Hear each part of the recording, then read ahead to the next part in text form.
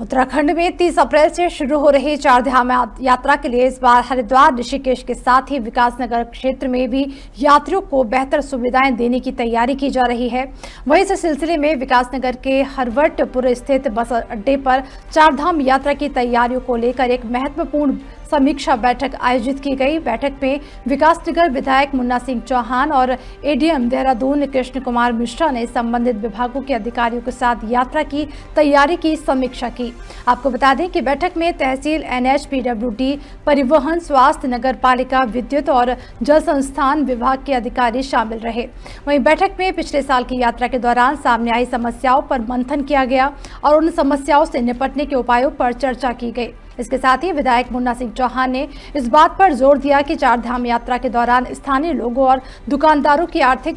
आर्थिकी को मजबूत करने के लिए भी ठोस कदम उठाए जाएं। विधायक ने बताया कि इस बार विशेष ध्यान दिया जाएगा कि विधानसभा क्षेत्र में स्थित ढालीपुर, आसन, वेटलैंड, गौतम ऋषि आश्रम, गंग भेबा बाबड़ी, डाक पत्थर, बैराज स्थित पार्क, गुरुग्राम और कालसी के अशोक शिलालाख जैसे प्रमुख स्थलों से यात्रियों को जोड़ा जाए ताकि पर्यटन क्षेत्र को भी लाभ मिल सके। आपको बता दें कि इस पूरी योजना का उद्देश्य है कि चारधाम यात्रा के दौरान विकासनगर क्षेत्र को भी यात्रियों के लिए एक आकर्षक और सुविधाजनक स्थल बनाया जाए, जिससे स्थानीय व्यापार और पर्यटन को बढ़ावा मिल सके। विकासनगर से सागर कुमार की रिपोर्ट।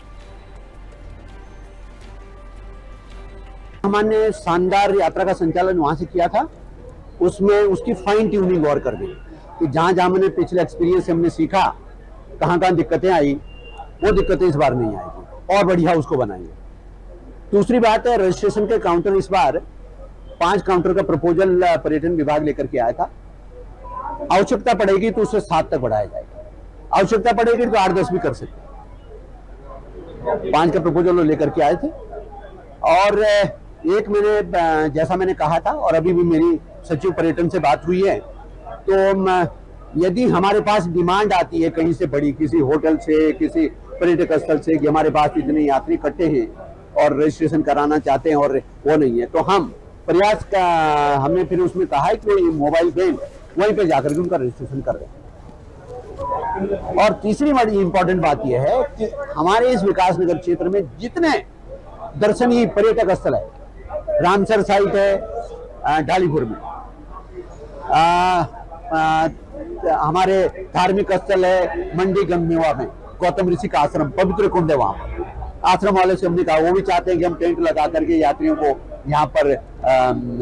वो कराएं, प्रवास कराएं और डाक पत्थर उनको हम लेकर के जाएं।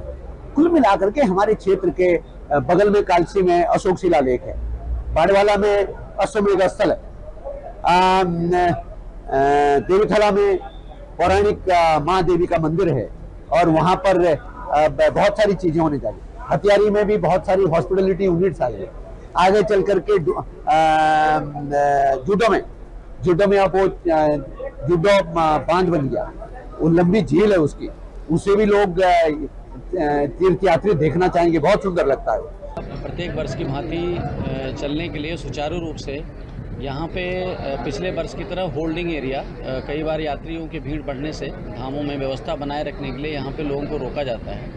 इसके लिए यहाँ पे जो हमारे डिपार्टमेंट हैं, जो कंसर्न डिपार्टमेंट जो व्यवस्था करेंगे और हमारे एसडीएम साहब यहाँ के नोडल हैं, सीओ साहब की ट्रैफिक मैनेजमेंट और यहाँ पे रजिस्ट्रेशन काउंटर जिसमें ट्रांसपोर्ट डिपार्टमेंट और पर्यटन विभाग रहेगा, गाड़ियों की चेकिंग कैसे होगी, उनकी अन्य व्यवस्थाएं ये करने के लिए यहाँ आज सीएस साहब के और कमिश्नर साहब डीएम सर के निर्देश पे यहाँ फिर माननीय विधायक जी द्वारा समीक्षा की गई। उसके क्रम में ये बैठक हो रही थी और 25 के पहले तक ये व्यवस्थाएं यहाँ सुनिश्चित कर ली जाएंगी। पर्याप्त जो भी इंफ्रास्ट्रक्चर है, चाहे वो टेंट के लिए हो, जर्मन हैंगर हो या अन्य रजिस्ट्रेशन काउंटरों, उनकी ड्यूटी ये सभी लगाई जा रही हैं।